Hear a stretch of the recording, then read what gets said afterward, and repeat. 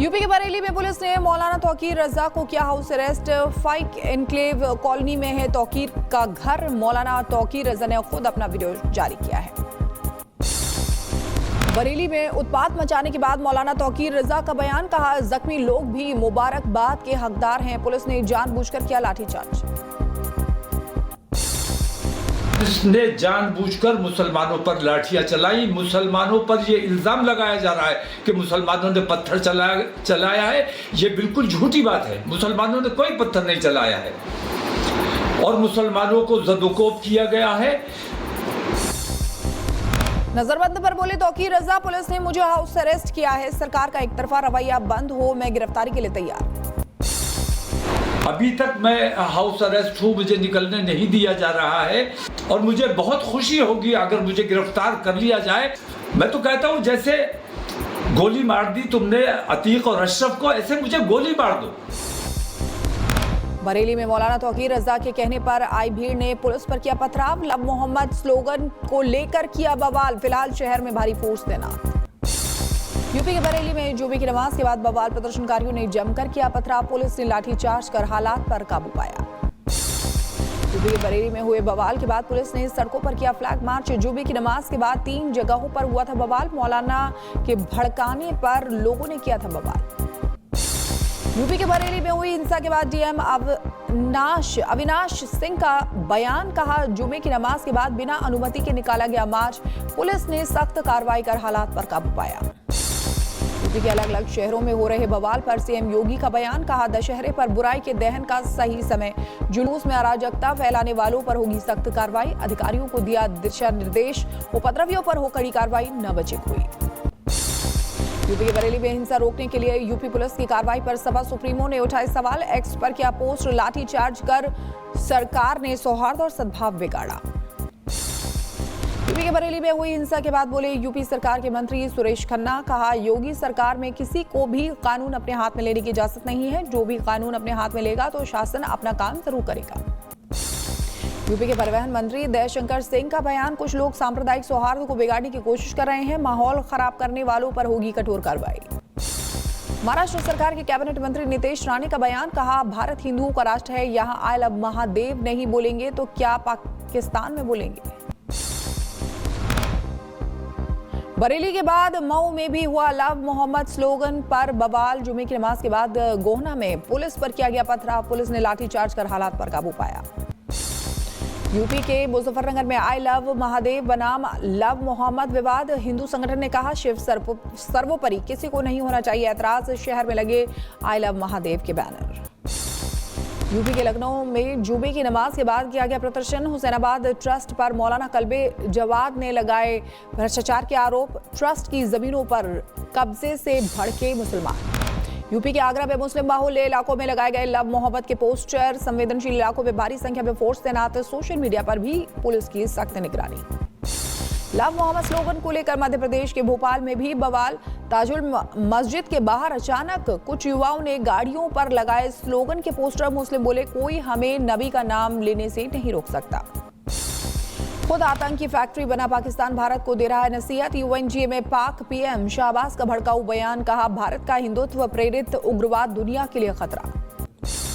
भारत से निर्णायक बातचीत के लिए तैयार शहबाज। यूएनजीए में बोले पाक पीएम शहबाज शरीफ। भारत से रिजल्ट ओरिएंटेड डायलॉग को तैयार।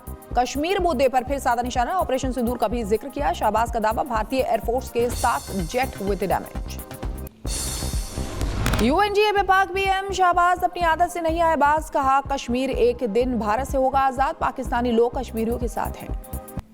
यूएन महासभा में ऑपरेशन सिंदूर पर पाक पीएम शहबाज ने जमकर बोला झूठ। कहा पाकिस्तान ट्रंप को नोबेल शांति पुरस्कार के लिए नामित करता है। शरीफ के मुताबिक अगर ट्रंप बीच में न आते तो दक्षिण एशिया में युद्ध तय था। यूएन में शहबाज के बयान पर भारत का करारा पलटवार। कहा दशकों से पाकिस्तान चला रहा है आतंकी शिविर। पाक का कोई भी ड्रामा सच्चाई को नहीं छिपा सकता। यूएन महासभा को आज संबोधित करेंगे विदेश मंत्री एस जयशंकर। आतंकवाद के प्रति जीरो टॉलरेंस पर देंगे जोर। पाकिस्तान को भी देंगे करारा जवाब। नेटो महासचिव मार्क रूटे को भारत की दो टूक। विदेश मंत्रालय के प्रवक्ता रणधीर जायसवाल ने कहा कि रूटे की अटकलें और लापरवाही भरी टिप्पणियां अस्वीकार्य। मार्क रूटे ने कहा था कि अमेरिका के टैरिफ से भारत पर पड़ रहा है दबाव। आतंकवाद के सवाल पर भागे पाक पीएम शहबाज शरीफ संयुक्त राष्ट्र में भाषण देने से पहले मीडिया ने पूछा सवाल। यूएन में शरीफ ने भारत को बनाया अपना दुश्मन। यूएनजीए में भारत के विरोध में शहबाज शरीफ ने उगला जहर। पाक पीएम ने की असीम मुनीर की तारीफ। यूएनजीए में पाकिस्तानी प्रतिनिधिमंडल ने लगाए पाक जिंदाबाद के नारे। दिल्ली की पटियाला हाउस कोर्ट ने चैतन्यानंद सरस्वती की अग्रिम जमानत याचिका की खारिज। कोर्ट के आदेश पर चैतन्यानंद के 18 बैंक खाते और 28 एफडी भी फ्रीज किए गए हैं। वित्तीय अनियमितताओं के मामले में दिया आदेश। महाराष्ट्र के बीड में सीएम योगी आदित्यनाथ को धमकी देने वाले मौलाना अशफाक निसार शेख और रफीक तंबोली के खिलाफ मामला दर्ज। दोनों के खिलाफ दंगा भड़काने और माहौल खराब करने के तहत केस। पीएम मोदी आज करेंगे 98,000 नए 4G टावरों और स्वदेशी 4G नेटवर्क का शुभारंभ। अब गांव-गांव तक पहुंचेगी हाई स्पीड इंटरनेट और डिजिटल सेवाएं। बीएसएनएल के 97,000 टावर शुरू करेंगे काम। पीएम मोदी आज करेंगे ओडिशा का दौरा। अमृत भारत एक्सप्रेस को दिखाएंगे हरी झंडी। 1,700 करोड़ रुपए के रेलवे परियोजनाओं का भी करेंगे उद्घाटन। 2 दिन के बिहार दौरे पर गृह मंत्री अमित शाह पटना में बीजेपी नेताओं के साथ उम्मीदवारों के नाम पर हो चर्चा। बेतिया में 350 नेताओं के साथ की मीटिंग। मुख्यमंत्री योगी आदित्यनाथ आज बहराइच के कैसरगंज का दौरा करेंगे। आदमखोर जानवरों के हमले से पीड़ितों से मुलाकात करेंगे। बहराइच में अभी तक आदमखोर के हमले में 4 बच्चों की मौत हो चुकी है। राहुल गांधी को इलाहाबाद हाईकोर्ट से झटका। सिखों को पगड़ी पहनने का अधिकार नहीं है। यूएस में हुए कार्यक्रम में राहुल गांधी ने दिया था बयान। बिहार चुनाव से पहले लालू प्रसाद यादव के बड़े बेटे तेज प्रताप यादव की पार्टी जनशक्ति जनता दल की एंट्री। तेज प्रताप ने कहा, हम अब लंबी लड़ाई के लिए तैयार हैं। आरजेडी के लिए मुश्किलें बढ़ सकती हैं। गृह मंत्री अमित शाह से बैठक के बाद बोले केंद्रीय मंत्री गिरिराज सिंह। कहा, गृह मंत्री जी बिहार में फिर से एनडीए की सरकार बनाने के लिए आए हैं। प्रियंका गांधी पर भी गिरिराज सिंह ने किया कटाक्ष। मंत्री जी बिहार में फिर से एनडीए की सरकार बनाने के लिए आए हैं। संकल्प। तमिलनाडु के मंत्री टीआरबी राजा का विवादित बयान। कहा, उत्तर भारत में महिलाओं से पूछा जाता है पति क्या करते हैं, जबकि तमिलनाडु में पूछा जाता है आप क्या करती हैं। बीजेपी ने भी किया पलटवार। तमिलनाडु के मंत्री टीआरबी राजा के बयान पर बीजेपी नेता शाहबाज पूनवाला ने उठाए सवाल। कहा, डीएमके ने एक बार फिर अपनी सीमा लांघते हुए यूपी, बिहार और उत्तर भारत का अपमान किया है। महिलाओं के अपमान पर तेजस्वी यादव क्यों चुप हैं? तमिलनाडु के उप मुख्यमंत्री उदयनिधि स्टालिन का बयान।